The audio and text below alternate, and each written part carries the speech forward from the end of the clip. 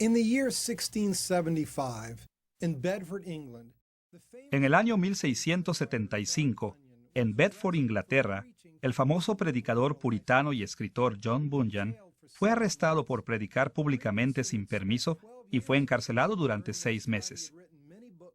Previamente, él había pasado 12 años en prisión, donde escribió muchos libros y folletos.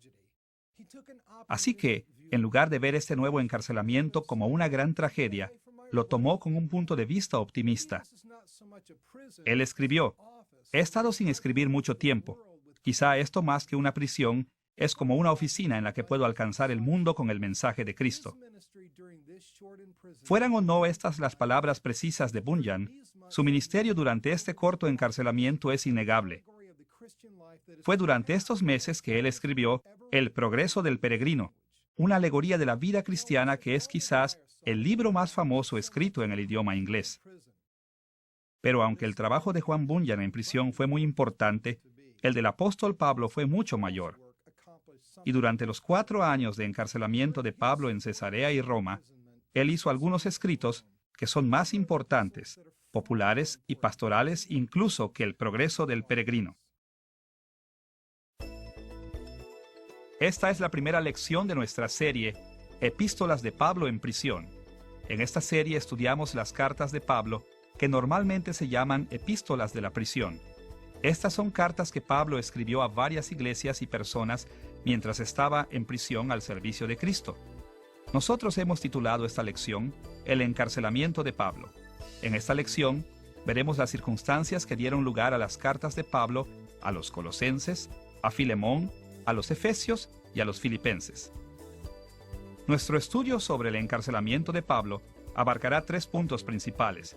Primero, veremos el trasfondo del encarcelamiento de Pablo, primero en Cesarea y después en Roma.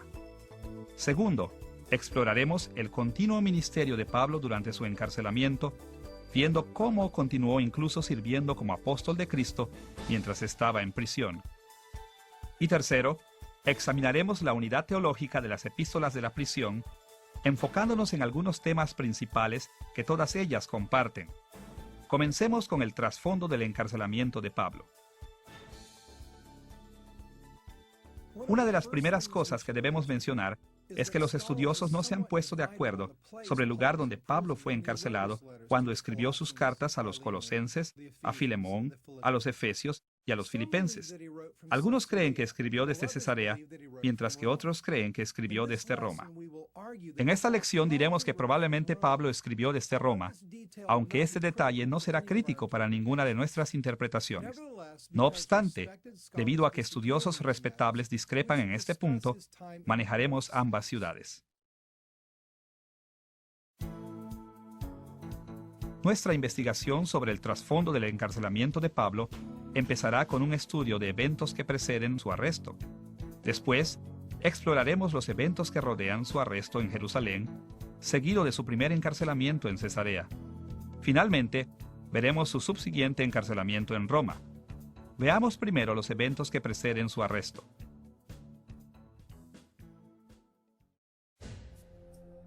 Casi al final del tercer viaje misionero de Pablo, probablemente alrededor del año 56 o 57 después de Cristo, Pablo y sus compañeros de viaje viajaban de Asia Menor a Jerusalén principalmente por barco. Su intención era entregar los fondos a los cristianos pobres en Jerusalén que padecían hambre. En su camino, se detuvieron en Mileto, donde Pablo se encontró con los ancianos de la ciudad cercana de Éfeso. Durante esta reunión, Pablo reveló que el Espíritu Santo le había advertido de que sería encarcelado cuando llegara a Jerusalén. Leemos sus palabras proféticas en Hechos capítulo 20, versículos 22 al 24. Ahora, he aquí, ligado yo en espíritu, voy a Jerusalén sin saber lo que allá me ha de acontecer, salvo que el Espíritu Santo por todas las ciudades me da testimonio, diciendo que me esperan prisiones y tribulaciones. Pero de ninguna cosa hago caso, ni estimo preciosa mi vida para mí mismo, con tal que acabe mi carrera con gozo, y el ministerio que recibí del Señor Jesús, para dar testimonio del Evangelio de la gracia de Dios. En muchas de las ciudades que Pablo visitó, los creyentes profetizaron que encarcelarían a Pablo. pero el Espíritu Santo compelió a Pablo hacia ese encarcelamiento. Así que Pablo sabía que estas profecías no eran para disuadirlo de su curso, sino para prepararlo para sus próximas penalidades. Pablo tenía muchos enemigos en Jerusalén y sabía que podría ser arrestado y encarcelado cuando llegara, pero también sabía que este sufrimiento era parte del plan de Dios para él. De Mileto, Pablo y su compañía navegaron a Cos, después a Rodas y luego a Pátara. En Pátara tomaron una nave que los llevó por Chipre antes de llegar a Tiro. En Tiro el Espíritu Santo movió a muchos más creyentes para advertir a Pablo de las próximas penalidades en Jerusalén. Pero aún así, Pablo tuvo perseverancia para alcanzar su meta. De Tiro el grupo navegó a Tolemaida y después a Cesarea, en la costa de Samaria. Debido a que había tantas ciudades llamadas Cesarea en el mundo antiguo, a esta ciudad en particular a veces se le llama Cesarea Marítima para distinguirla de las otras. Durante su estancia en Cesarea Marítima, Pablo fue advertido otra vez de no ir a Jerusalén. En una escena dramática muy conocida, el profeta Agabo ató sus propias manos y pies como una señal profética, advirtiendo que Pablo sería arrestado y privado de su libertad si continuaba hacia Jerusalén. Es fácil entender por qué los amigos de Pablo no querían que fuera arrestado. Ellos probablemente temían por la seguridad de Pablo y no querían que lo dañaran. Pero Pablo sabía que Dios estaba planeando usar su arresto y encarcelamiento para llevar más allá el Evangelio. Como leemos en Hechos capítulo 21, versículo 13. Entonces Pablo respondió: Yo estoy dispuesto no solo a ser atado, mas aún a morir en Jerusalén por el nombre del Señor Jesús. Pablo entendió que su próximo encarcelamiento era una parte necesaria de su ministerio. Su encarcelamiento sería para el nombre del Señor Jesús. Es decir, el Espíritu Santo iba a usar el encarcelamiento de Pablo como un medio a favor del Evangelio y para ministrar a la iglesia. Y Pablo tenía buenas razones para confiar en el Espíritu Santo conforme enfrentaba estos peligros. Anteriormente, durante su segundo viaje misionero, Pablo había visto que el Espíritu Santo lo cuidaba. Según Hechos capítulo 16, versículos 6 al 10, Pablo había querido predicar el Evangelio en Asia y Bitinia, pero el Espíritu Santo le había prevenido. Aunque esto debió parecerle extraño a Pablo, obedeció al Espíritu y viajó a Troas. En Troas, Pablo recibió una visión que le reveló el plan de Dios. Pablo debía llevar el Evangelio a Macedonia. El trabajo de Pablo en Macedonia resultó ser bastante fructífero. Pero si Pablo hubiera desobedecido al Espíritu Santo predicando en Asia y Bitinia, él no habría podido predicar en Macedonia. A través de esta experiencia y muchas otras, Pablo llegó a saber que Dios trabaja de maneras misteriosas, y por lo tanto, él estaba listo para seguir la dirección del Espíritu hacia Jerusalén, sin importar lo que allí pasara. Para Pablo era suficiente saber lo que Dios quería que él hiciera y confiar en que Dios usaría este sufrimiento para lograr algo maravilloso e inesperado. Con este conocimiento limitado de su futuro, pero también con la confianza segura en el Espíritu de Dios, Pablo estaba dispuesto a enfrentar la prisión. Terminó su tercer viaje misionero, viajando a Jerusalén, probablemente por el año 57 después de Cristo. Según el capítulo 20 de Hechos, versículo 16, él pudo haber llegado cerca del tiempo de Pentecostés, más o menos a principios del verano. Ahora que estamos familiarizados con los eventos que preceden el arresto de Pablo, estamos en posición de investigar las circunstancias de su arresto en Jerusalén. ¿Cómo entró Pablo en conflicto con las autoridades en Jerusalén? ¿Por qué fue encarcelado?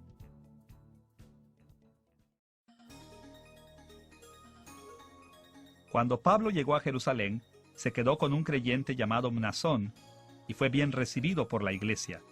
Al siguiente día, Pablo visitó a Santiago, que era el hermano de Jesús y el autor del libro del Nuevo Testamento de Santiago.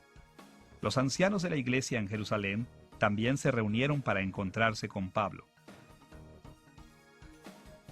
Probablemente fue aquí cuando Pablo entregó a la iglesia los fondos de ayuda para los pobres que había colectado durante su tercer viaje misionero.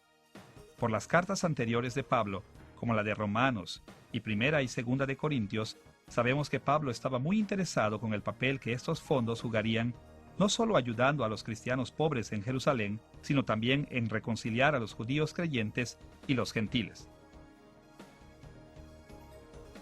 Pablo esperaba que al recibir este regalo de los gentiles, los judíos cristianos en agradecimiento estuvieran más ávidos de recibirlos totalmente como hermanos en Cristo. Pero el registro de Lucas en Hechos no menciona la entrega de los fondos para los pobres. Sin embargo, resalta ciertas preocupaciones que la iglesia de Jerusalén tenía con respecto al ministerio de Pablo. Probablemente esto indica que la iglesia de Jerusalén no valoraba esta ayuda a los pobres tanto como Pablo esperaba que lo hiciera. En lugar de regocijarse de la generosidad de los gentiles cristianos y confirmar el ministerio de Pablo, Santiago y los ancianos le informaron a Pablo que ciertos rumores habían llegado a Jerusalén sobre las enseñanzas y prácticas de Pablo. Específicamente, se rumoraba que Pablo enseñó a los judíos cristianos a vivir entre gentiles para que dejaran las prácticas judías tradicionales como la circuncisión. Ahora, los judíos cristianos en Jerusalén realmente creían que todos los judíos cristianos debían mantener las prácticas judías tradicionales, por lo que Santiago y los ancianos estaban preocupados de que los judíos cristianos locales se pudieran oponer a Pablo debido a estos rumores. Debemos hacer una pausa por un momento para señalar que estos rumores sobre Pablo eran falsos. A lo largo de sus epístolas, Pablo afirmó la validez de la ley moral de Dios encontrada en el Antiguo Testamento. Y más allá de esto, él no animó a las comunidades judías a que abandonaran las tradiciones que tenían basadas en la ley mosaica. Al contrario, él siguió la tradición judía cuando estaba en las comunidades judías. Sin embargo, él enseñó que con la muerte y resurrección de Cristo, una nueva era había comenzado. Como explicó en sus epístolas, ni a gentiles ni a judíos se les exigía que mantuvieran estas tradiciones. Los cristianos generalmente debían guardar las tradiciones judías en un alto nivel, pero solo por la causa de extender el evangelio entre los judíos no creyentes. Escuche la manera en que él describió su posición en estos temas en 1 Corintios capítulo 9, versículos 20 y 21. Me he hecho a los judíos como judío para ganar a los judíos, a los que están sujetos a la ley, aunque yo no esté sujeto a la ley, como sujeto a la ley, para ganar a los que están sujetos a la ley, a los que están sin ley, como si yo estuviera sin ley, no estando yo sin ley de Dios, sino bajo la ley de Cristo, para ganar a los que están sin ley. Pablo no dudó en comportarse como un gentil cuando estaba entre gentiles, pero también estaba contento de seguir las tradiciones judías por causa del Evangelio. Ahora, Dios no obligó a Pablo a que mantuviera estas aplicaciones judías tradicionales de la ley del Antiguo Testamento. Como Pablo lo dijo aquí, él era libre de abandonar estas prácticas tradicionales, pero él no tenía libertad en cuanto a los requisitos morales de la ley en Cristo. Para abreviar, Pablo creía que las aplicaciones de la ley de Dios habían cambiado ahora que Cristo había venido, pero que aún era aceptable mantener viejas reglas por causa del Evangelio. No es difícil imaginar cómo una doctrina anunciada tan cuidadosamente se podría haber entendido mal o por qué se podría haber rumorado que Pablo enseñó a los judíos a abandonar sus tradiciones. De cualquier forma, Santiago y los ancianos tenían una solución que creían podría satisfacer a los cristianos judíos en Jerusalén.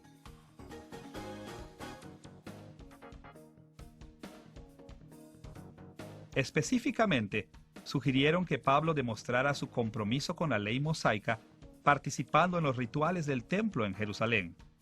En particular, le pidieron que hiciera los ritos de la purificación con 4 hombres que habían hecho voto de nazareato. Esto mostraría la obediencia de Pablo a la ley y sumisión a la tradición judía. También le pidieron a Pablo que pagara los gastos relacionados con estos 4 nazareos, lo que demostraría el grado de la piedad de Pablo. Como el apóstol de los gentiles, Pablo sabía que sus acciones afectarían la manera en que los judíos cristianos percibían no solo a él, sino también a los cristianos gentiles. Probablemente, él esperaba que apoyando a los nazareos y purificándose, pudiera lograr lo que el regalo económico de los gentiles no había logrado, como una calurosa recepción a los cristianos gentiles por los cristianos judíos. Así que, para la causa de Cristo entre los judíos, especialmente por la reconciliación de los judíos y los gentiles dentro de la iglesia, Pablo sometió a juicio de la iglesia de Jerusalén este tema y empezó su semana de purificación. Casi al final de la semana de purificación de Pablo, él pasaba tiempo en el atrio interior del templo. El templo incluía tanto un atrio exterior como un atrio interior. El atrio exterior estaba separado del atrio interior por un portón. El atrio exterior fue llamado el atrio de los gentiles, porque se permitía a las personas de todas las naciones entrar en él. Pero el atrio interior, el atrio de Israel, era reservado exclusivamente para los judíos. Los gentiles que entraban en el atrio de Israel eran responsables hasta la muerte. Mientras Pablo estaba en el atrio de Israel, lo reconocieron algunos judíos de Asia Menor. Ellos eran probablemente judíos no creyentes, en lugar de cristianos convertidos del judaísmo. Antes, estos mismos judíos habían visto a Pablo con un hombre llamado Trófimo, que acompañaba a Pablo a Jerusalén. Trófimo también era de Asia Menor, y los judíos asiáticos sabían que él era un gentil. Así, cuando vieron a Pablo en el atrio de Israel, equivocadamente asumieron que Trófimo también había entrado en ese atrio y fueron ultrajados. En respuesta a estos judíos pusieron a la ciudad en contra de Pablo, y un grupo de revoltosos enfadados lo echó del atrio de Israel, intentando matarlo. Pero cuando el comandante de la guarnición romana en Jerusalén oyó que en la ciudad había un escándalo, se apresuró a calmar el disturbio, encadenó a Pablo y lo tomó en custodia. El comandante, un hombre llamado Claudio Lisias, inicialmente planeó azotar a Pablo para obligarlo a explicar el enojo de la muchedumbre, pero se detuvo en cuanto vio que Pablo era ciudadano romano. Como ciudadano de Roma, Pablo tenía derecho a protecciones legales especiales, incluyendo el derecho a no ser encerrado o golpeado sin un juicio. Al día siguiente, Lisias llevó a Pablo ante el concilio, el cuerpo gobernante judío, para aclarar las demandas en contra de él. Al parecer, ningún testigo comprobó que Trófimo había entrado en el atrio de Israel, por lo que Pablo estuvo en libertad de defenderse al explicar por qué tantos judíos se habían ofendido con sus enseñanzas. Como leemos en Hechos capítulo 23, versículos 6 al 8, entonces Pablo, notando que una parte era de saduceos y otra de fariseos, alzó la voz en el concilio: «Varones hermanos, yo soy fariseo, hijo de fariseo. Acerca de la esperanza y de la resurrección de los muertos se me juzga». Cuando dijo esto, se produjo disensión entre los fariseos y los saduceos, y la asamblea se dividió, porque los saduceos dicen que no hay resurrección, ni ángel, ni espíritu, pero los fariseos afirman estas cosas. Pablo dijo que los saduceos estaban en su contra porque él era un fariseo y que el evangelio que predicaba coincidía con las enseñanzas de los fariseos en muchos puntos. De hecho, esto era cierto, sobre todo con respecto a la resurrección. Los saduceos no creían en la resurrección corporal de los muertos y, como resultado, ellos no tolerarían las enseñanzas cristianas de Pablo sobre la resurrección de Cristo. En el día anterior, Pablo se había dirigido al grupo de revoltosos enfadados, explicándoles que Jesús se había levantado de entre los muertos y se le había aparecido en una visión, y que le había explicado el evangelio. Así que cuando Pablo proclamó al concilio que él predicaba un evangelio basado en su visión del Cristo resucitado, se ganó un poco de simpatía de los fariseos. Una vez que los fariseos comprendieron que Pablo se sentía fariseo y concordaba de muchas maneras con sus creencias, empezaron a defenderlo en el concilio. Pero los saduceos no cedieron y la reunión se volvió sumamente violenta. Así que una vez más, Lisias tomó a Pablo en custodia. Al día siguiente, Lisias pretendía presentar a Pablo una vez más ante el concilio para llegar al fondo de las acusaciones en contra de él. Pero el sobrino de Pablo advirtió a Lisias que 40 judíos celosos planeaban emboscar y dar muerte a Pablo antes de que él pudiera llegar al concilio. Ahora, como Pablo era ciudadano romano, Lisias estaba obligado a protegerlo. Así que en lugar de enviarlo al concilio, llevó a Pablo fuera de Jerusalén, a la ciudad vecina de Cesarea Marítima, y lo puso en custodia de Félix, el gobernador de la provincia romana de Judea.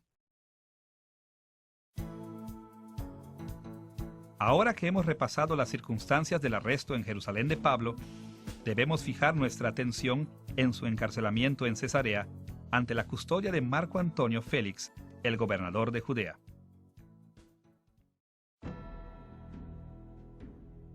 Durante el período del encarcelamiento de Pablo, la provincia romana de Judea estaba formada esencialmente por las regiones conocidas como Judea en el sur, Samaria en el centro y Galilea en el norte.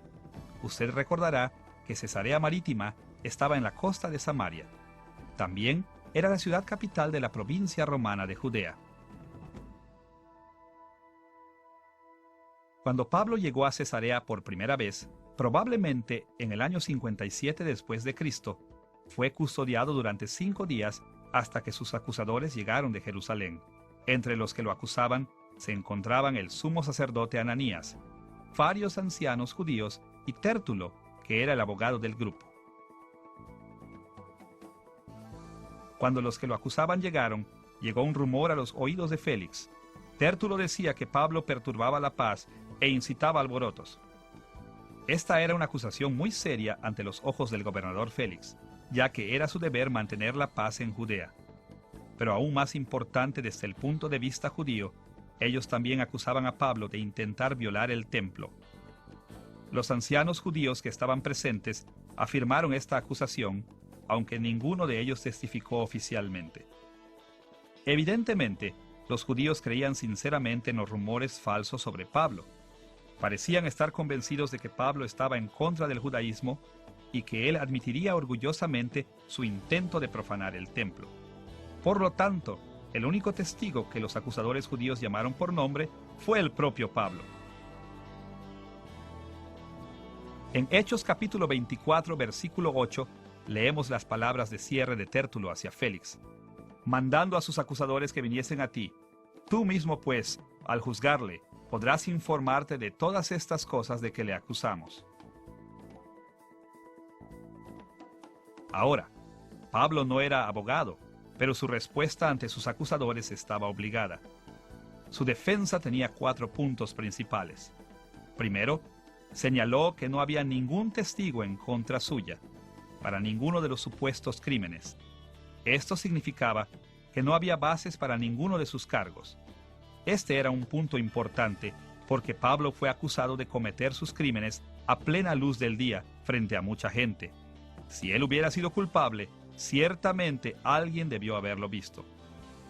Segundo, él defendió debidamente que otros habían perturbado la paz, no él.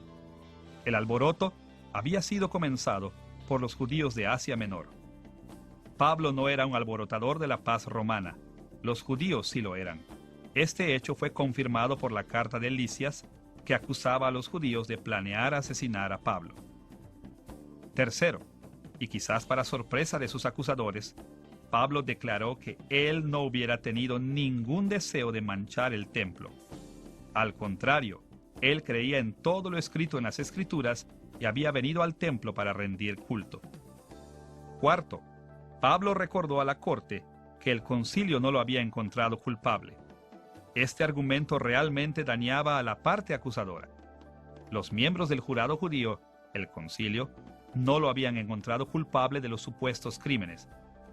¿Por qué entonces ellos seguían buscando su ejecución? Ahora, en la misteriosa providencia de Dios, Félix era un gobernante deshonesto. Basado en las insuficientes acusaciones en contra de Pablo, Félix hubiera podido soltarlo, pero no lo hizo. Él vio una oportunidad para aprovecharse de la situación, así que decidió detener el caso y prefirió esperar a que Pablo le ofreciera un soborno. En Hechos capítulo 24, versículo 26, Lucas explicó: Félix esperaba también con esto que Pablo le diera dinero para que le soltase, por lo cual muchas veces lo hacía venir y hablaba con él. Inicialmente, Félix dijo que él llevaría el caso de Pablo cuando Lisias, el comandante romano, llegó a Cesarea. Pero Félix aplazó el caso de Pablo durante 2 años. Al final de estos 2 años, sin embargo, Félix fue reemplazado como gobernador por Porcio Festo. Cuando Festo tomó su puesto como gobernador en el año 59 después de Cristo, los oponentes judíos de Pablo en Jerusalén vieron otra oportunidad de matar a Pablo. Planearon otra emboscada y pidieron a Festo que entregara a Pablo en manos de Jerusalén, pretendiendo así que su caso fuera reabierto y se manejara localmente. Así que Festo convino en preguntar si Pablo estaría dispuesto a que su caso se escuchara en Jerusalén en lugar de en Cesarea. A estas alturas, en lugar de estar de acuerdo en que su caso se llevara en Jerusalén, Pablo recurrió a su derecho como ciudadano romano para que su caso fuera llevado por el propio Nerón César, y a Festo no le quedó otra opción más que conceder esta demanda. Las Escrituras no hablan de cuál fue la motivación específica de Pablo sobre esta apelación, pero sabemos algunos detalles que podrían explicarlo. Primero, Pablo no tenía muchas razones para creer que sería liberado después de un juicio en Jerusalén. Él ya había pasado 2 años en prisión porque Félix no había sido justo con él. No tenía ninguna razón para creer que Festo sería más justo en su caso. Segundo, Pablo probablemente estaba consciente del complot judío para matarlo. Lucas, el autor de Hechos y un amigo de Pablo, sabían del complot para asesinar a Pablo durante su traslado de Cesarea a Jerusalén. Tercero, la razón más importante: cuando Pablo fue arrestado por Lisias, el Señor se le apareció a Pablo en un sueño, asegurándole que viviría para proclamar el Evangelio en Roma. Como leemos en Hechos capítulo 23, versículo 11. A la noche siguiente se le presentó el Señor y le dijo: «Ten ánimo, Pablo, pues como has testificado de mí en Jerusalén, así es necesario que testifiques también en Roma». El hecho de que Pablo hubiera recibido esta visión en el momento de su arresto le daba razón para pensar que su encarcelamiento le daría en el futuro la oportunidad de proclamar a Cristo en Roma. Como hemos visto, el Espíritu Santo ya había llevado a Pablo a creer que su encarcelamiento llevaría su ministerio del Evangelio más allá. A estas alturas, él había entendido que su encarcelamiento abriría las puertas para ir a Roma.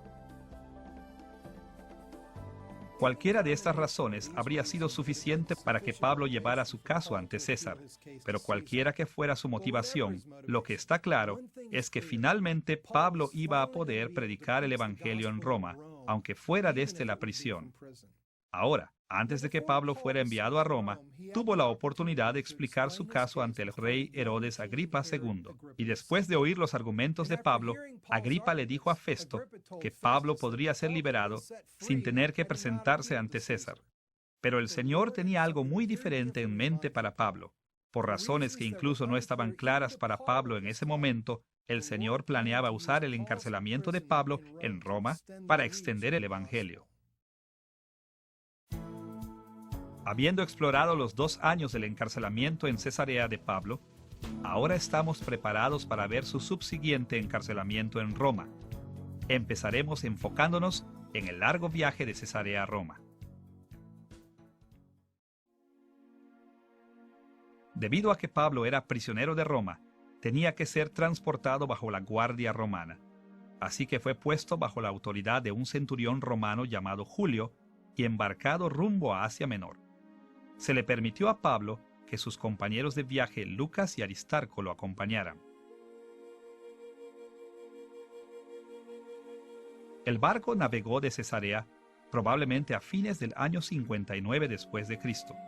Primero llegaron a Sidón, en donde a Pablo le fue permitido visitar a algunos de sus amigos.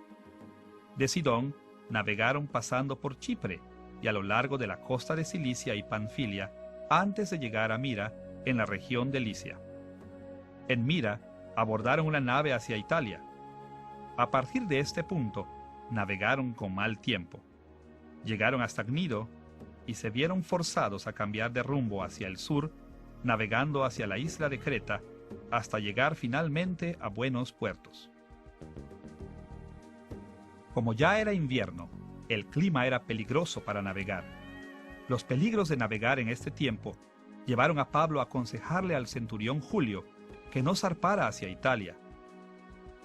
Aunque pudiera parecer ilógico que Pablo aconsejara a marineros expertos, es importante recordar no solo que él tenía la visión profética, sino también, según 2 de Corintios capítulo 11, versículo 25, que Pablo había sobrevivido 3 naufragios antes de esto. Pablo quería predicar el evangelio en Roma. Él no les aconsejó que no navegaran porque quisiera evitar su destino a Roma, sino porque quería llegar a Roma sano y salvo. De cualquier manera, el capitán y dueño del barco convenció a Julio de que su viaje tendría éxito, y la nave partió una vez más. No mucho tiempo después, se encontraban dentro de una tormenta violenta, llevándolos hasta muy adentro del mar Mediterráneo. La tormenta duró 2 semanas, tiempo durante el que Pablo ministró a los que estaban a bordo y los animó diciéndoles que Dios le había revelado que todos sobrevivirían. Más adelante, la nave golpeó un arrecife cerca de la isla de Malta y se destruyó por el oleaje. Con la nave destruida, los marineros, los soldados, los prisioneros y todos los demás en la nave se quedaron en Malta. Pablo, sus compañeros y sus guardias permanecieron en Malta durante 3 meses, siendo bien atendidos durante este tiempo por los residentes de la isla. Durante la estancia de Pablo en Malta, ocurrieron algunos eventos notables. En una ocasión, Pablo fue mordido por una serpiente venenosa. Primero, los nativos tomaron esto como una señal de que Pablo era un asesino y esperaban que se muriera. Pero Pablo no se enfermó ni sufrió los efectos de la mordedura de la serpiente. Como resultado, los nativos cambiaron su manera de pensar sobre Pablo y empezaron a creer que él era un dios. Ahora sabemos por otros contextos que Pablo no les debe de haber permitido a los nativos continuar considerándolo un dios. Por ejemplo, cuando la gente de Listra confundió a Pablo con el dios Hermes, Pablo les dijo que él era solo un hombre y aprovechó la oportunidad para presentarles el evangelio, por lo que podemos asumir que esto también es lo que hizo en Malta. Pablo también realizó muchas curaciones milagrosas en Malta. Su ministerio de sanidad empezó cuando sanó al padre de Publio. Publio era el jefe de los oficiales de Malta. Y cuando se difundió la noticia de que Pablo había sanado al padre de Publio, todos los demás que estaban enfermos en Malta también vinieron a Pablo y fueron sanados. 3 meses después, a principios del año 60 después de Cristo, el invierno había pasado. Así que Pablo, sus compañeros y guardias izaron velas una vez más hacia Italia. Saliendo de Malta, navegaron al norte hacia la isla de Sicilia, llegando a Siracusa. De Siracusa, navegaron rumbo a Regio, en la punta del sur de la península itálica. Cuando ellos dejaron Regio, un fuerte viento del sur los llevó rápidamente hasta la costa de Putuoli, donde los creyentes vinieron de los alrededores para visitar a Pablo. Después de una semana, Pablo finalmente se dirigió a Roma. Llegó a Roma a fines del año 60 después de Cristo y fue puesto bajo arresto domiciliario. Pablo vivió bajo arresto domiciliario en Roma durante 2 años, desde el año 60 hasta el año 62 después de Cristo. Durante este tiempo estuvo bajo custodia, pero se le permitía recibir visitas y enseñar libremente. Porque la dirección judía en Judea no había informado a los judíos romanos sobre el caso de Pablo, los judíos romanos tenían sus propias dudas acerca de Pablo. A través de sus predicaciones, algunos de ellos se convirtieron al cristianismo, pero otros rechazaron sus enseñanzas sobre Jesús y sus argumentos sobre el Antiguo Testamento. Lucas resumió la estancia de Pablo en Roma en Hechos capítulo 28, versículos 30 y 31. Y Pablo permaneció 2 años enteros en una casa alquilada y recibía a todos los que a él venían, predicando el reino de Dios y enseñando acerca del Señor Jesucristo abiertamente y sin impedimento. El arresto de Pablo en Jerusalén fue injusto, doloroso e incluso atentó contra su vida. Su encarcelamiento en Cesarea había sido una gran injusticia. Su viaje a Roma también involucró muchas penalidades, pero al final los anhelos de Pablo se realizaron y la palabra de Dios fue cumplida. Pablo llegó a Roma y durante 2 años pudo predicar el Evangelio audazmente y sin contrariedades, a pesar de su encarcelamiento, en la ciudad capital del imperio más poderoso de sus días. Ahora que hemos analizado el trasfondo del encarcelamiento de Pablo, estamos en posición de explorar su continuo ministerio durante su encarcelamiento. Como veremos, Pablo no perdió el tiempo durante su estancia en prisión. Por el contrario, continuó sirviendo activamente como un ministro del Evangelio de Jesucristo. Pablo era un apóstol. Jesús lo había llamado y entrenado personalmente, y lo nombró su embajador, su emisario del pacto. Aunque hoy nos parezca extraño, el oficio de Pablo y su tarea designada no cesaron aun cuando estuvo encarcelado. Por el contrario, en la providencia de Dios, la prisión era exactamente donde Dios quería que Pablo estuviera en este momento de su vida. El mismo Dios había orquestado los eventos para que Pablo estuviera en prisión en Roma, para que Pablo tuviera la oportunidad de difundir el Evangelio de Cristo al mundo occidental. Tenemos 2 fuentes principales de información sobre el continuo ministerio del apóstol Pablo durante sus años de encarcelamiento.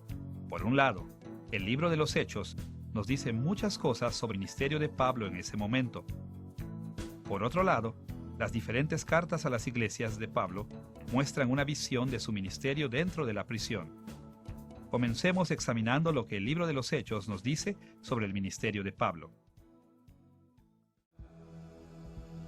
Las experiencias de Pablo durante su encarcelamiento en Cesarea y Roma eran muy importantes para Lucas, el autor del libro de los Hechos. Él dedicó casi 9 capítulos a eventos relacionados con este periodo de la vida de Pablo. Desde la decisión de Pablo de ir a Jerusalén y Roma en Hechos capítulo 19, versículo 21, hasta el final del libro de Lucas en Hechos capítulo 28, versículo 31. Lucas detalló el propósito de su arresto en Jerusalén y el encarcelamiento que le siguió. Estos capítulos están llenos de detalles, pero por lo menos 3 temas principales aparecen en muchas ocasiones.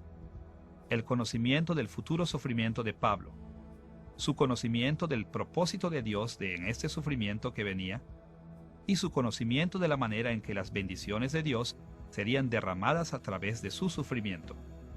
Primero, Pablo estaba consciente de que su servicio a Cristo estaba a punto de traer grandes penas y sufrimiento a su vida.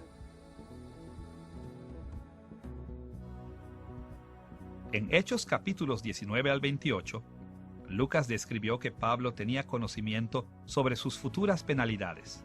Pablo sabía que sería encarcelado y sospechaba que tal vez incluso lo matarían.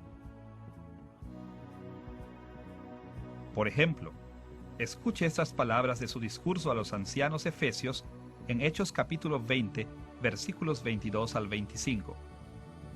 Ahora, he aquí, ligado yo en espíritu, voy a Jerusalén sin saber lo que allá me ha de acontecer, salvo que el Espíritu Santo por todas las ciudades me da testimonio, diciendo que me esperan prisiones y tribulaciones, ni estimo preciosa mi vida para mí mismo. Yo sé que ninguno de todos vosotros verá más mi rostro. Después, en Hechos capítulo 21, versículo 13, les dijo a los creyentes en Cesarea: porque yo estoy dispuesto, no solo a ser atado, mas aún a morir en Jerusalén por el nombre del Señor Jesús. Pablo estaba consciente de las dificultades que le esperaban en su servicio a Cristo y su Evangelio, e incluso estaba dispuesto a ser martirizado.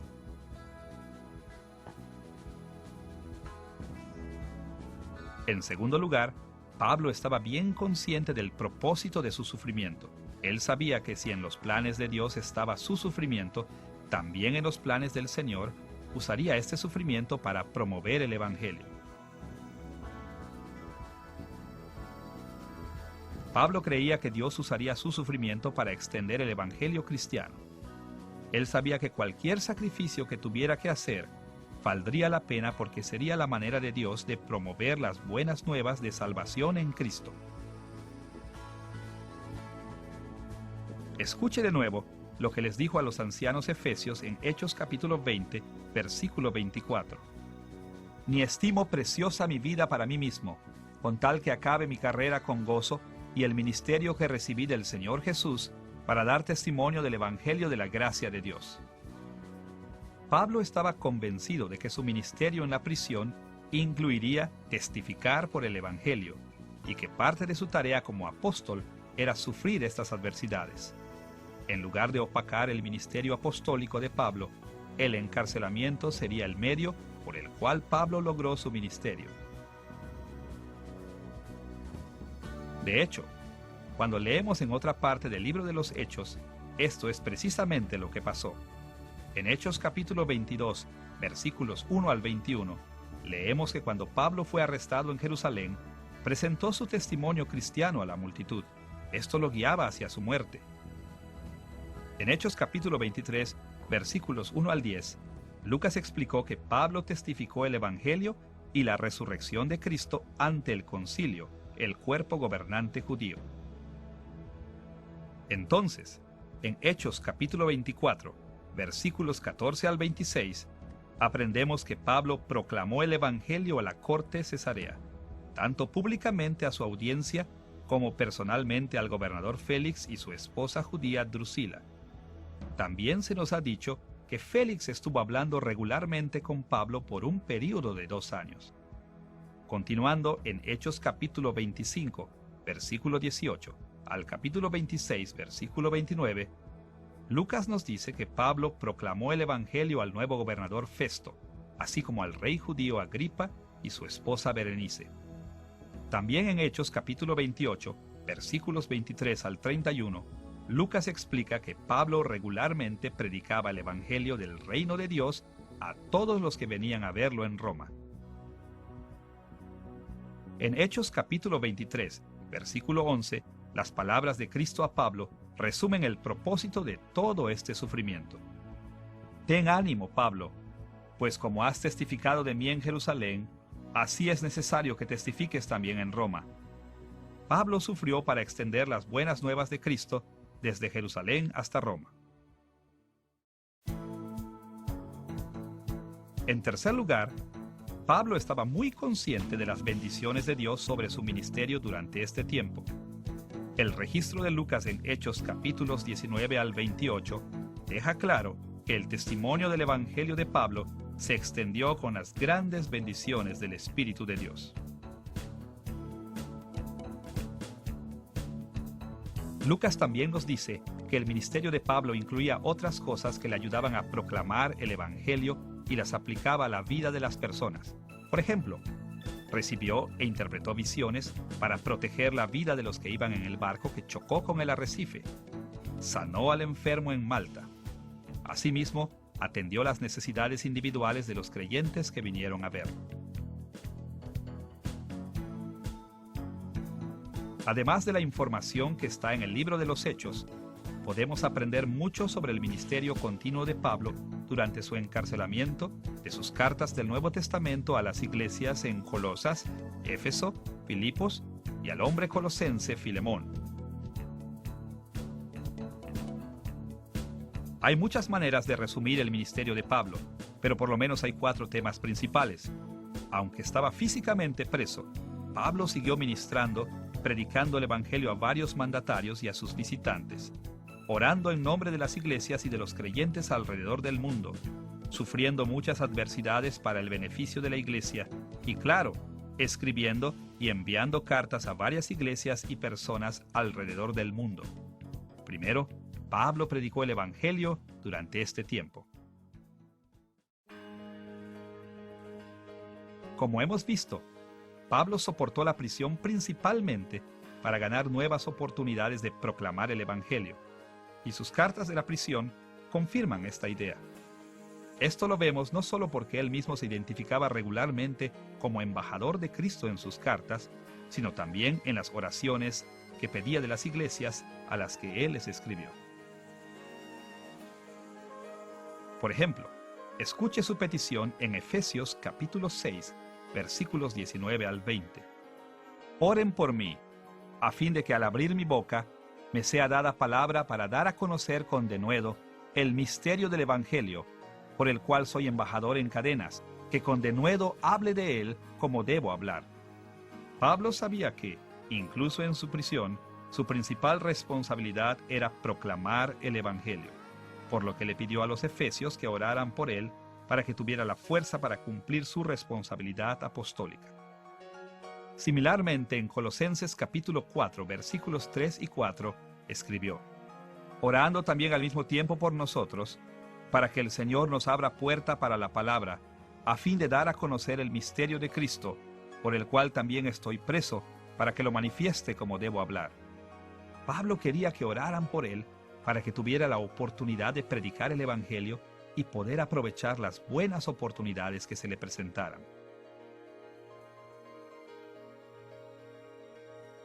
Segundo, Pablo estaba en constante oración por las iglesias. Según las cartas de Pablo, su ministerio se extendió más allá de proclamar el Evangelio a los no creyentes. También incluía constantes oraciones por las distintas iglesias y creyentes alrededor del mundo. Prácticamente, lo más seguro es que el encarcelamiento de Pablo de hecho haya incrementado el tiempo que usaba para la oración. Durante sus viajes misioneros, generalmente estaba ocupado viajando o incluso trabajando para sostenerse económicamente. Pero en prisión, él no tenía nada que hacer, ningún lugar para viajar y pocas distracciones. Esto le daba mucho tiempo para orar, y por el testimonio de sus cartas, parece que Pablo usó mucho de este tiempo en orar por otros. Escuche el testimonio de Pablo en cuanto a sus oraciones por otros creyentes en Efesios capítulo 1, versículos 16 al 18. No ceso de dar gracias por vosotros, haciendo memoria de vosotros en mis oraciones, para que el Dios de nuestro Señor Jesucristo os dé espíritu de sabiduría y de revelación, alumbrando los ojos de vuestro entendimiento. Pablo oraba constantemente y de forma regular por los efesios. Él creía que la oración era poderosa y esperaba que Dios honrara sus oraciones bendiciendo a los efesios. Los esfuerzos de Pablo en la oración formaron un ministerio fuerte y valioso para aquellos que no estaban cerca. De una manera muy parecida, en Filipenses capítulo 1, versículos 3 al 9, él explicó que oraba regularmente por la iglesia de Filipos.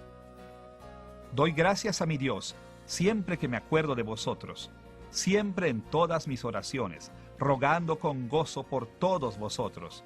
Y esto pido en oración, que vuestro amor abunde aún más y más en ciencia y en todo conocimiento. Y en Colosenses capítulo 1, versículo 9, leemos sobre su compromiso con la iglesia en Colosas. Por lo cual también nosotros, desde el día que lo oímos, no cesamos de orar por vosotros y de pedir que seáis llenos del conocimiento de su voluntad en toda sabiduría e inteligencia espiritual. También oró por personas específicas, como Filemón, Apia y Arquipo en la iglesia de Colosas. Por ejemplo, en Filemón versículo 6, escribió: para que la participación de tu fe sea eficaz en el conocimiento de todo el bien que está en vosotros por Cristo Jesús. En todos estos pasajes, vemos que Pablo se comprometió a orar por sus compañeros creyentes, buscando muchas bendiciones de Dios para ellos. En tercer lugar, además de predicar y orar, el ministerio de Pablo en prisión incluía sufrimiento a favor de otros. Ahora, en sí mismo, el sufrimiento es un agobio, no un ministerio. Pero cuando el fin y la cosecha del sufrimiento están a favor del reino de Cristo por medio del Evangelio, el sufrimiento es una forma correcta de ministerio cristiano.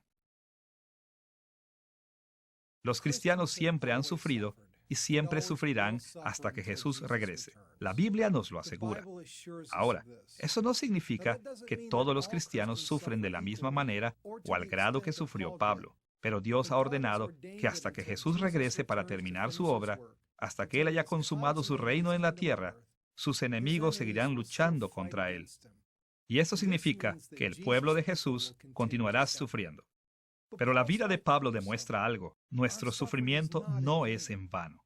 Al contrario, el sufrimiento de los santos bendice a la iglesia.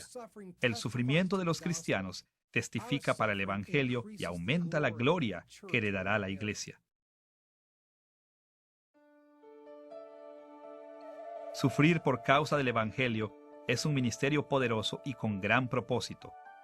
En primer lugar, es un testimonio indiscutible a la verdad del Evangelio.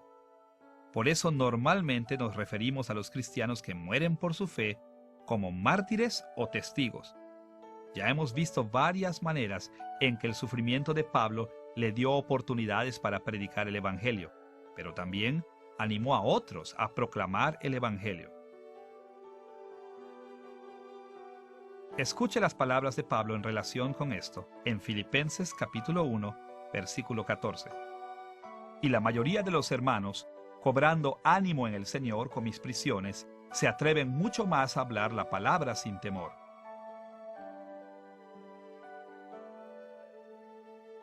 Además de esto, es correcto pensar en el sufrimiento como un ministerio porque les asegura beneficios a otros.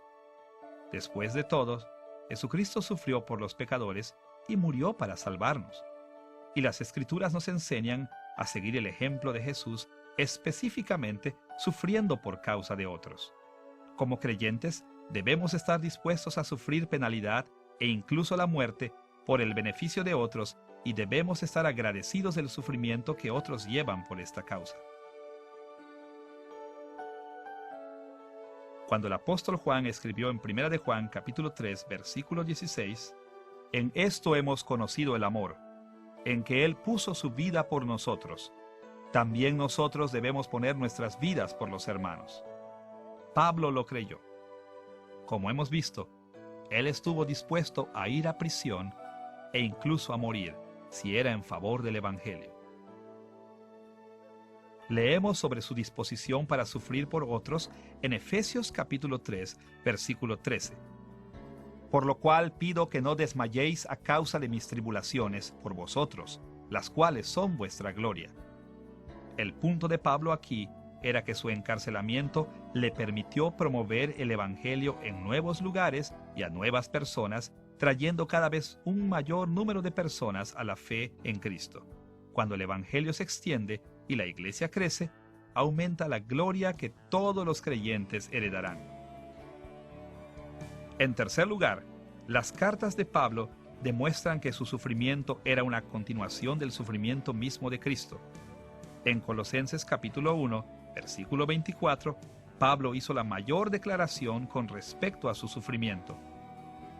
«Ahora me gozo en lo que padezco por vosotros, y cumplo en mi carne lo que falta de las aflicciones de Cristo por su cuerpo, que es la iglesia». En Colosenses capítulo 1, Pablo afirmó e hizo énfasis en la absoluta suficiencia de Cristo. Así, cuando dijo lo que falta de los sufrimientos de Cristo, Pablo no quiso decir que la muerte de Cristo no era suficiente para salvarnos, ni que los creyentes agregan su propio mérito a la muerte de Cristo. Más bien, Pablo quiso decir que el trabajo de Jesús aún no termina. Cuando Jesús murió y después ascendió al cielo, dio un gran golpe contra el mal y ganó eficazmente la guerra contra sus enemigos demoníacos. Pero Pablo sabía que las fuerzas satánicas continúan luchando contra Cristo y su reino. Jesús no quiere destruir totalmente a sus enemigos hasta que Él regrese en gloria.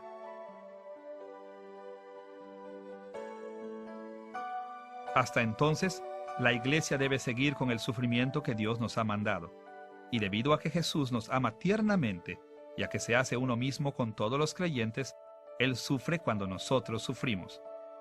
En un sentido muy real, el sufrimiento de la iglesia es el sufrimiento de Cristo. Este es justo el punto que el mismo Jesús comunicó a Pablo durante la conversión de Pablo en el camino a Damasco. Pablo, entonces conocido como Saulo, perseguía a cristianos activamente, mandándolos a prisión y buscando sus muertes. Pero mientras iba rumbo a Damasco para arrestar a los cristianos de ese lugar, Jesús lo encontró en el camino, lo derribó al suelo y le reveló la verdad. Esa parte de la conversación entre Jesús y Pablo está registrada en Hechos capítulo 9, versículo 5. Él dijo: ¿Quién eres, Señor? Y le dijo: Yo soy Jesús, a quien tú persigues.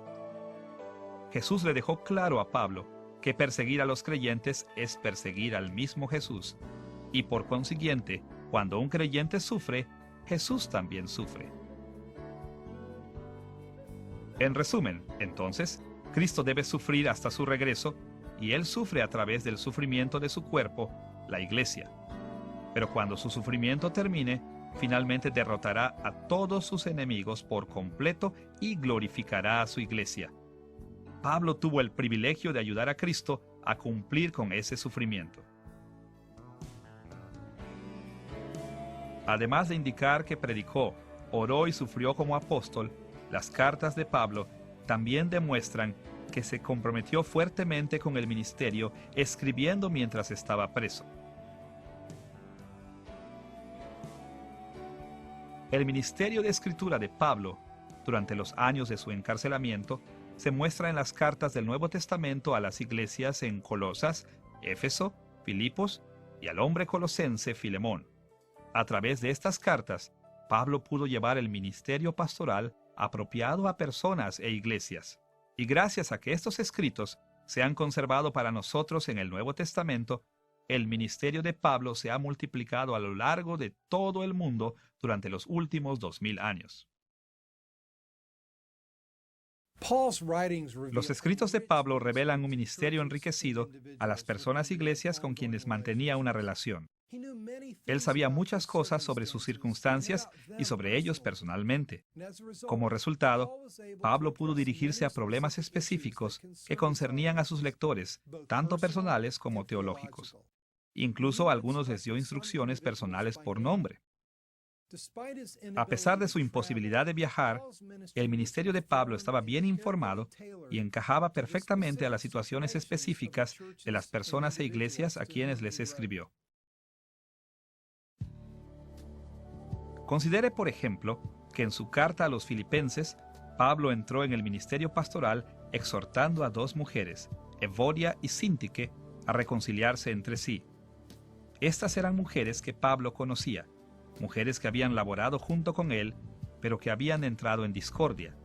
La preocupación de Pablo por ellas era personal y de amor, y la solución a su problema iba con un cariño profundo. Las palabras para ellas las leemos en Filipenses capítulo 4, versículo 2.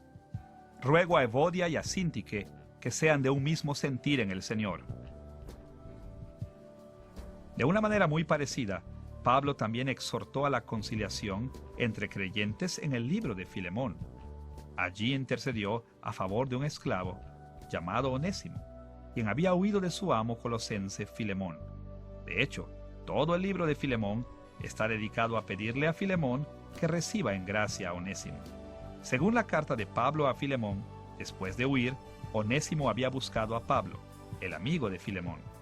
Y bajo el ministerio de Pablo, Onésimo se volvió cristiano. Es más, Onésimo permaneció con Pablo y lo atendió en la prisión. Así que, el ministerio de Pablo hacia Onésimo y Filemón era profundamente personal y se preocupó como su pastor y su amigo por reconciliarlos en su relación. Pablo también dirigió sus cartas a los problemas teológicos que envolvían a la iglesia en general, proveyendo instrucción con autoridad apostólica con mano pastoral. Su ministerio de enseñanza como representante con autoridad de Cristo no flaqueó durante su encarcelamiento. Más bien, Pablo continuó proporcionando revelaciones infalibles de verdad durante ese tiempo y continuó aplicando esa verdad a la iglesia por medio de sus cartas.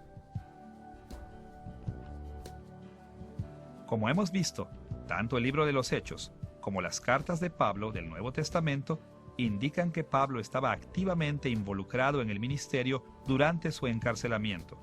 Él sabía que Dios le había mandado la prisión como una oportunidad para propagar el Evangelio y para dar ejemplo a los santos. Así, inspirado con este conocimiento, dirigió un sólido ministerio de predicación, oración, sufrimiento y escritura, por el cual cumplió fielmente con todas sus encomiendas como un apóstol de Jesucristo. Ahora que hemos presentado el trasfondo del encarcelamiento de Pablo y hemos explicado su continuo ministerio durante su encarcelamiento, estamos listos para ver la unidad teológica de sus epístolas de la prisión.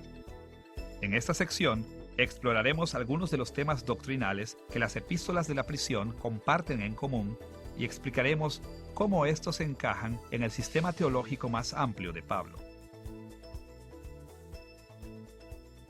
Las cartas de Pablo de la prisión comparten algunos fundamentos doctrinales importantes. Básicamente, todas ellas testifican el mismo Evangelio. Pero más allá de esto, todas comparten una manera común de presentar ese Evangelio y tienden a dar énfasis a los mismos aspectos de ese Evangelio. Esto no quiere decir que son idénticas entre sí, pero hay un gran concepto que los une, un fundamento común del que todas ellas dependen. Y ese fundamento común es el hecho de que Jesucristo es el conquistador y gobernante de toda la creación. Nuestro análisis sobre la unidad teológica de las epístolas de la prisión darán énfasis a tres doctrinas principales. Primero, veremos la doctrina de que Jesucristo es el Rey de la creación. Segundo, nos enfocaremos más específicamente en un aspecto particular del reinado de Jesús sobre la creación, que llamaremos la unión con Cristo de los creyentes en su reinado. Y tercero, nos concentraremos en los requisitos de una vida ética que implican las dos primeras doctrinas. Empezaremos con la doctrina de que Jesucristo es el Rey de la creación.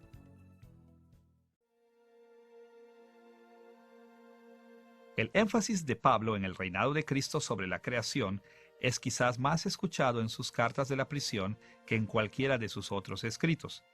Nos enfocaremos en tres aspectos del reinado de Cristo que frecuentemente aparecen en sus epístolas de la prisión: su soberanía, que implica su poder y su autoridad; su honor, que incluye su gloria, su posición de ser respetado, exaltado y adorado; y su determinación de regresar para consumar su reino en la tierra. Veamos primero la soberanía real de Cristo.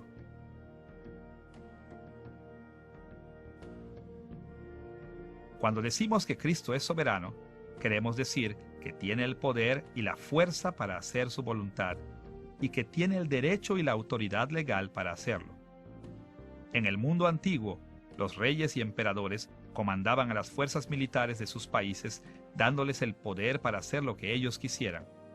Las leyes de sus países también reconocían su derecho para regir y gobernar, lo cual significaba que ellos también tenían la autoridad para hacer lo que quisieran. Muchos gobiernos modernos tienen poder y autoridad similar.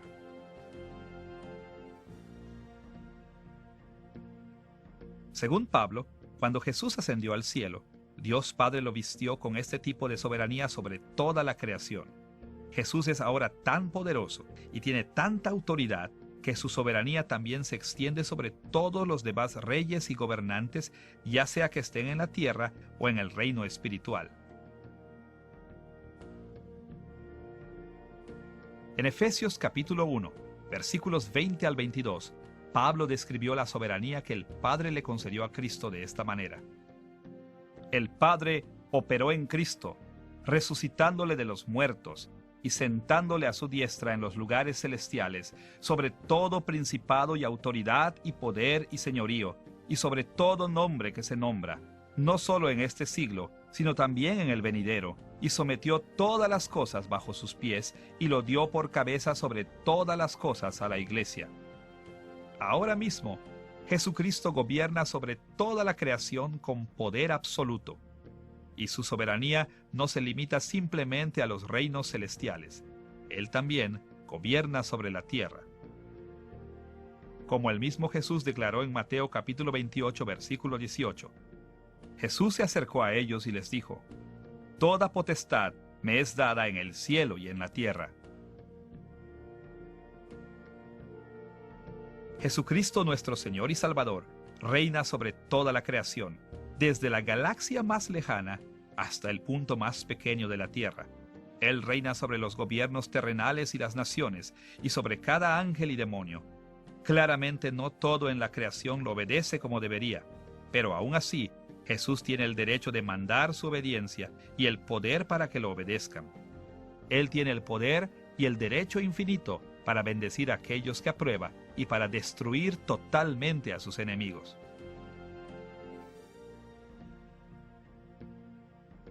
Además de dar énfasis a la soberanía de Cristo, Pablo dirigió su atención al honor de Cristo, que consiste en su gloria y su valor y exige ser respetado, exaltado y adorado.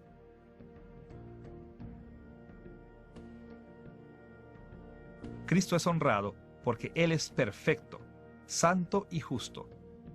Él es honrado porque tiene una posición de máxima autoridad y porque ejerce esa autoridad justa y honradamente. También es honrado porque es el ser más valioso en toda la creación, el que Dios valora más que a cualquier otro. Y es honrado porque es el creador y sustentador del universo.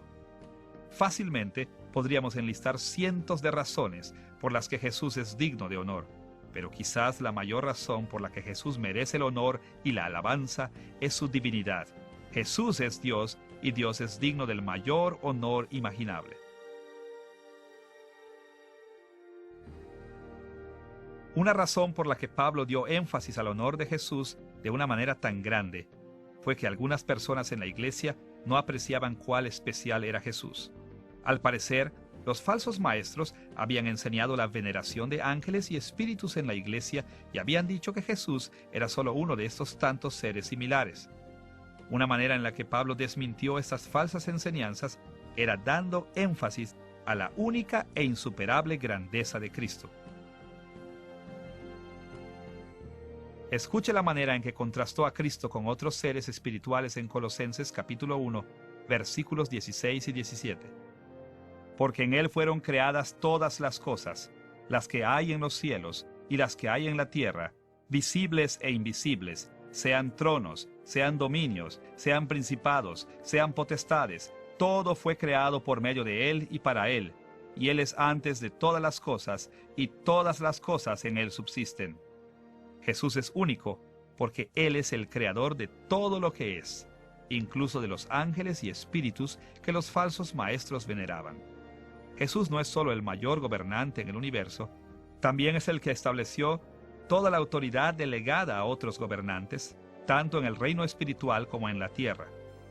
Él es el que creó a los otros gobernantes, incluyendo seres humanos que gobiernan en la tierra y seres como los ángeles y demonios que tienen autoridad en el reino espiritual. Además de hablar del reinado de Cristo en términos de la soberanía y honor de Cristo, Pablo dio énfasis a la determinación de Cristo de regresar a la tierra para consumar su reino.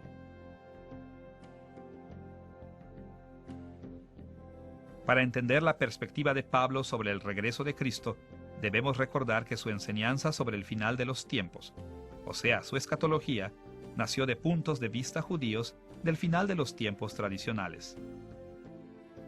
En la teología judía tradicional de los días de Pablo, se pensaba que las Escrituras presentaban dos eras principales de la humanidad. Antes de que Cristo viniera, el mundo estaba en la era presente, que estaba caracterizada por pecado, muerte y corrupción. Esta era presente sería seguida por los tiempos venideros, a la que la Biblia también se refiere como el reino de Dios y el reino de los cielos.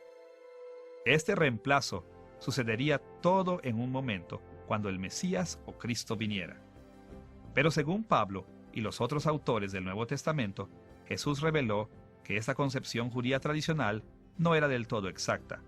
La era de los tiempos venideros reemplazaría a la era presente, pero no en un solo momento, sino que las dos eras irían cambiando parcialmente por un periodo de tiempo, comenzando con el ministerio terrenal de Cristo al que nos referiremos como la inauguración del reino de Dios, y extendiéndose hasta el regreso de Cristo o la segunda venida, a la que nos referiremos como la consumación del reino de Dios. Entre la inauguración y la consumación está el período intermedio en el que estaba la iglesia en los días de Pablo y en el que aún estamos hoy. Para Pablo, ese era un concepto importante que él debía describir a su audiencia porque explicaba muchos de sus problemas. La era presente de pecado, muerte y corrupción no se había abolido. Es por eso que los creyentes seguían sufriendo. No obstante, algún día Jesús regresará para traer las bendiciones finales a todos los creyentes. Mientras esto sucede, los cristianos realmente deben confiar en que Jesús regresará, y nosotros podemos confiar en que esto sucederá porque Cristo terminará lo que comenzó. Ahora mismo, Jesús reina como Rey desde el cielo, pero no está satisfecho con eso. Él quiere y planea gobernar totalmente sobre cada centímetro de la creación, tan completa y gloriosamente como reina ahora en el cielo. Él no estará satisfecho hasta que haya destruido y castigado completa y finalmente a todos sus enemigos y bendecido finalmente a todos sus fieles creyentes, y planea hacer esto extendiendo su reino por toda la tierra. Como Pablo conocía el plan de Cristo de gobernar sobre toda la creación, él afirmó confiadamente que Cristo estaba determinado a consumar su reino. Fue por esta razón que escribía comúnmente que los creyentes tenían una herencia futura y que toda su esperanza estaba puesta en los galardones que serían suyos cuando Cristo regresara.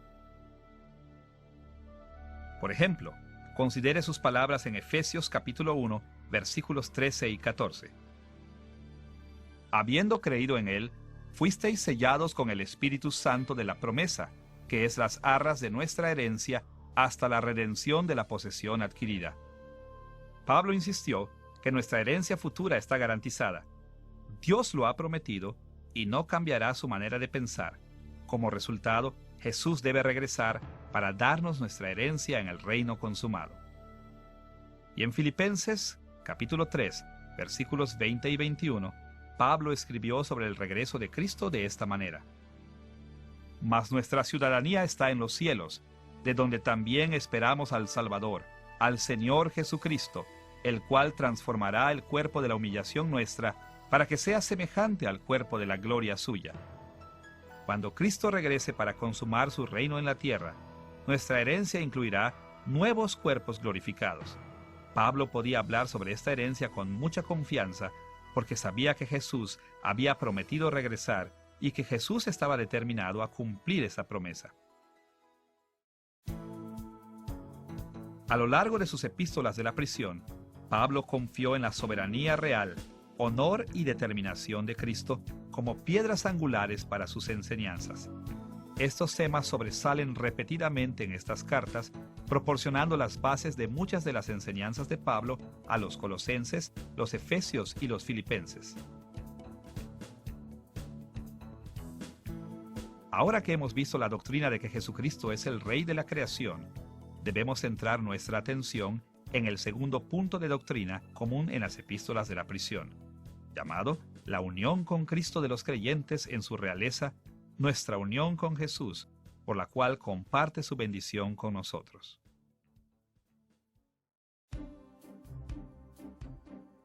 Según Pablo, cuando creemos en Jesús, estamos unidos a Él de una misteriosa manera espiritual, y al estar unidos a Jesús, somos contados como si fuéramos el mismo Jesús.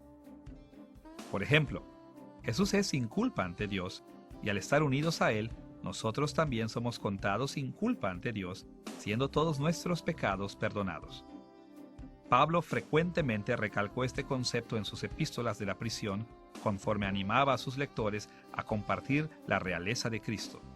A menudo señaló que al compartir la realeza de Cristo, los creyentes reciben bendiciones durante la continuación presente del reino de Cristo, y esperan bendiciones aún mayores en la consumación del reino.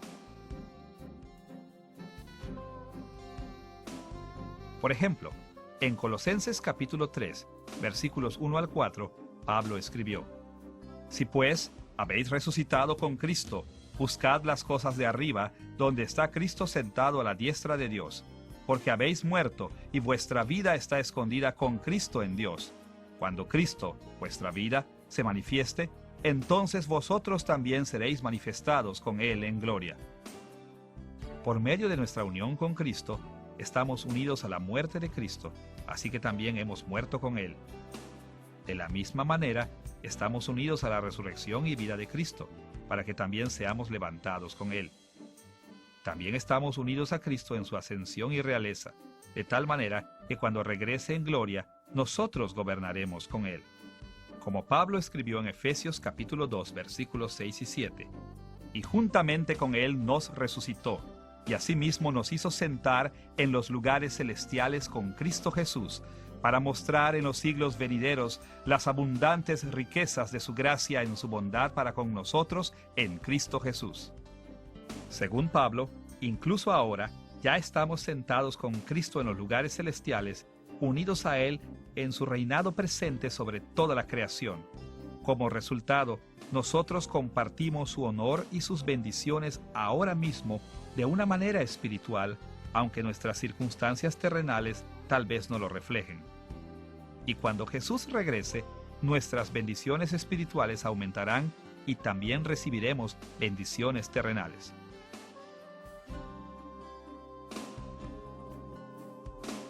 Pero Pablo también recurrió a nuestra unión con Cristo en su reinado para hablar de cosas que son menos agradables, como el sufrimiento. Él habló de nuestra unión con Cristo para alentar a los creyentes en que no han sufrido solos y no han sufrido en vano.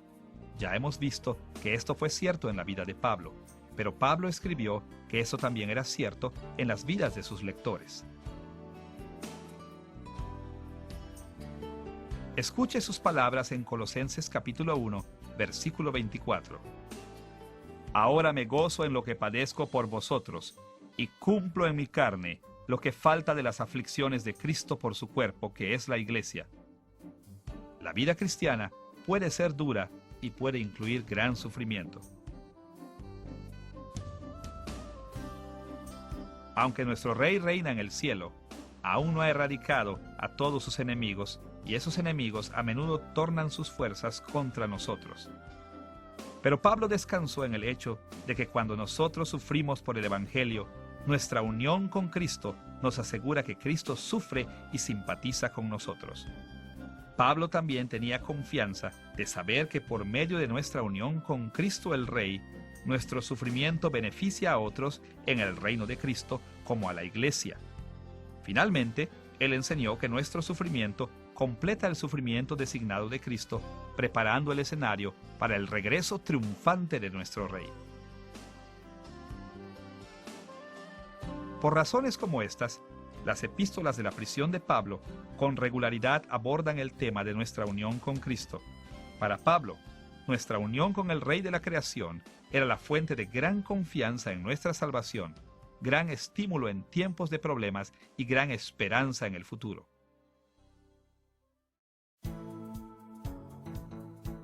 Habiendo examinado la manera en que Pablo usó la idea de que Jesucristo es el Rey de la creación, así como la unión con Cristo de los creyentes en su reinado, debemos ir al punto final con respecto a la unidad teológica de las epístolas de la prisión, llamado el requisito de una vida ética que está implícito en el reinado de Cristo y nuestra unión con Él. Aquellos que están familiarizados con los escritos de Pablo saben que el apóstol pasó tanto tiempo enseñando sobre la ética de la vida cristiana como el que pasó enfocándose en temas doctrinales. De hecho, casi cada vez que tocaba un asunto doctrinal, explicaba cómo los creyentes debían aplicar esa doctrina a sus vidas. Y esa aplicación no estaba limitada a corregir su manera de pensar y a tener la doctrina apropiada. Pablo incluso llegó a decir que a menos que la doctrina se aplicara a nuestras vidas de forma que cambiara nuestras emociones y nuestra conducta, no tendría valor para nosotros. Escuche las palabras de Pablo a este respecto en 1 Corintios capítulo 13, versículo 2. Y si tuviese profecía, y entendiese todos los misterios y toda ciencia, y si tuviese toda la fe, de tal manera que trasladase los montes, y no tengo amor, nada soy. Si ahondáramos en todos los misterios y tuviéramos todo el conocimiento, entonces tendríamos un entendimiento perfecto de la revelación de Dios en todos los temas. En otras palabras, tendríamos la doctrina perfecta. Pero tener una buena doctrina, incluso la doctrina perfecta, no es suficiente. Si esa doctrina no cambia nuestras vidas, si no está unida con el amor y si no produce un trato ético hacia los demás y obediencia respetuosa hacia Cristo, no tiene valor para nosotros. Así que, no debe sorprendernos que las epístolas de la prisión de Pablo enfaticen regularmente la vida ética. Por un lado, el hecho de que Cristo es el Rey nos obliga a obedecerlo. Por otro lado, el hecho de que nosotros estamos unidos a Cristo nos obliga a vivir de acuerdo con su carácter.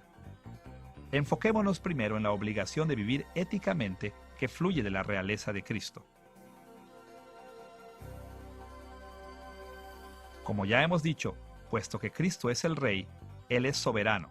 Esto significa que Él tiene el derecho legal para demandar nuestra obediencia. Esto, a su vez, significa que nosotros tenemos una obligación legal de obedecerlo. Y como también hemos dicho, Cristo es un Rey perfectamente honrado y justo. Y esto significa que sus juicios y órdenes son perfectamente éticos para que nosotros también tengamos una obligación ética de obedecerlo. Porque Cristo es soberano y justo, nosotros estamos legal y éticamente obligados a obedecer todo lo que Él ordena. Este es el tipo de argumento que Pablo utilizó en Filipenses capítulo 2, versículos 9 al 12, donde escribió estas palabras.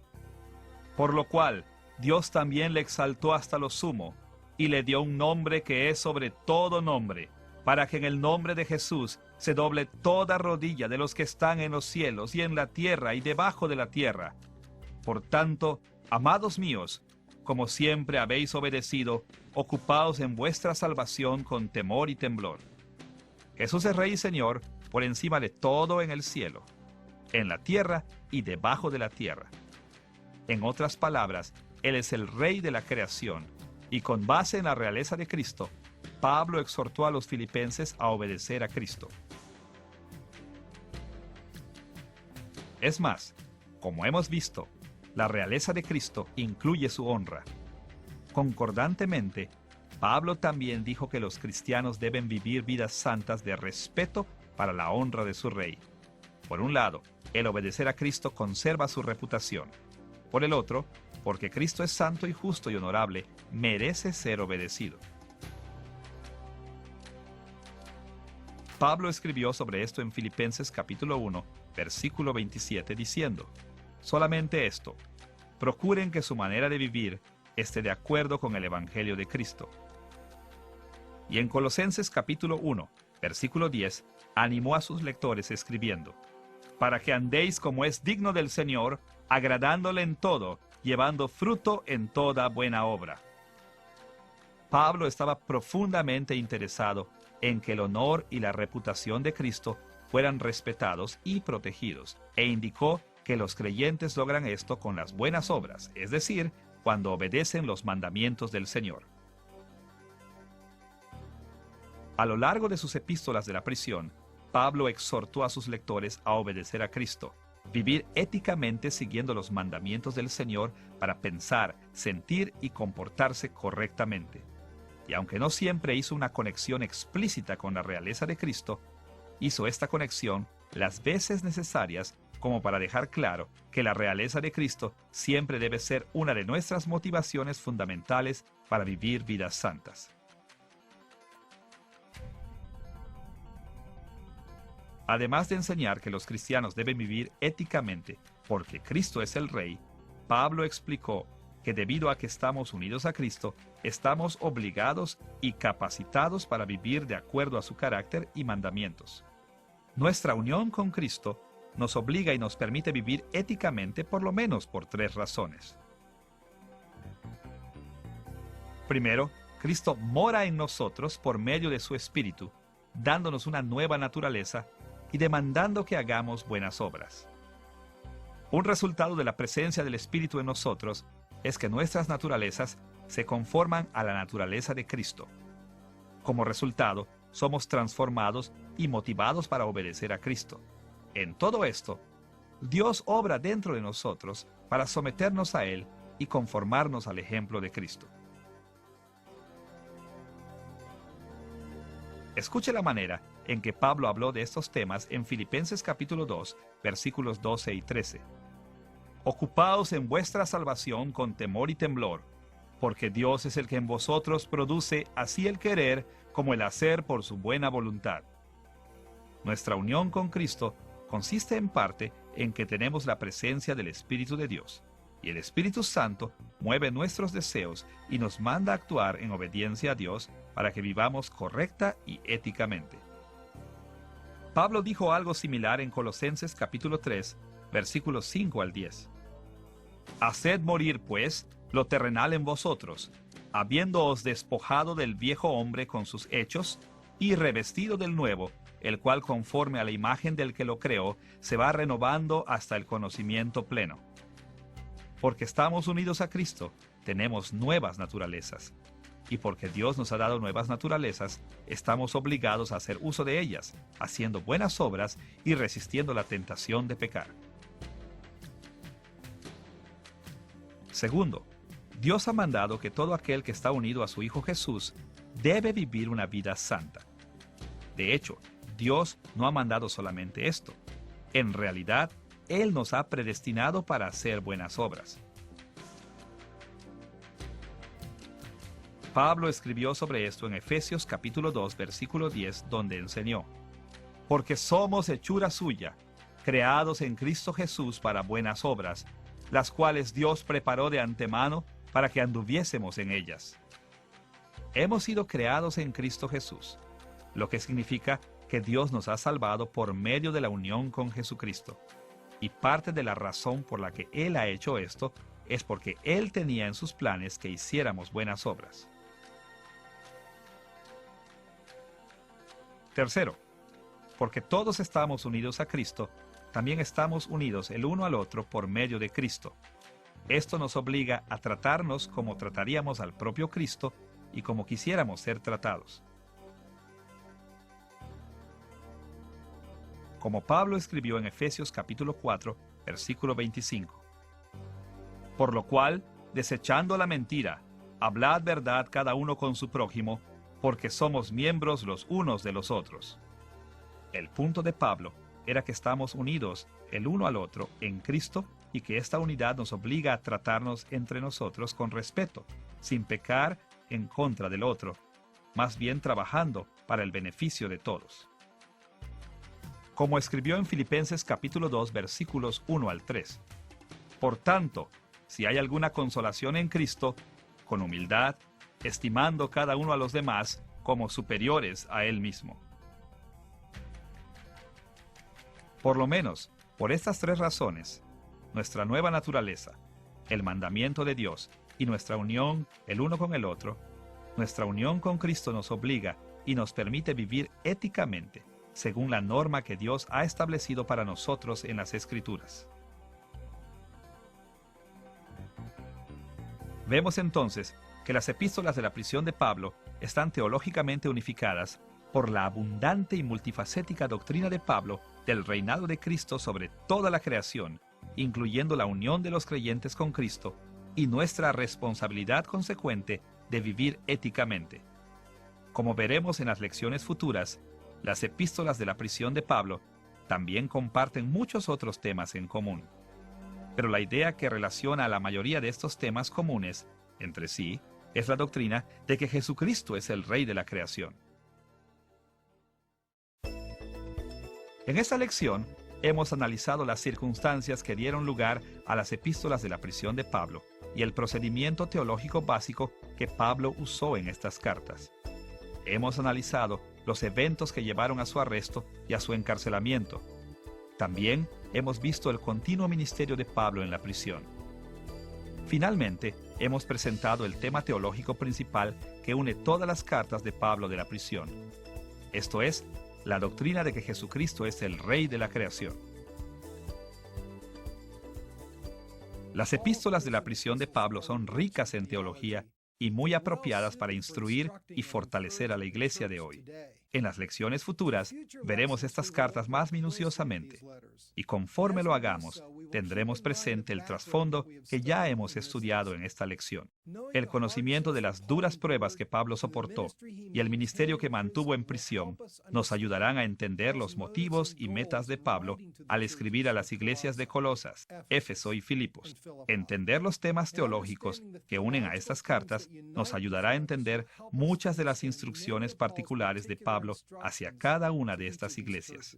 Con estas ideas en mente, estaremos mejor preparados para entender las enseñanzas de Pablo y para aplicarlas en nuestras propias vidas e iglesias.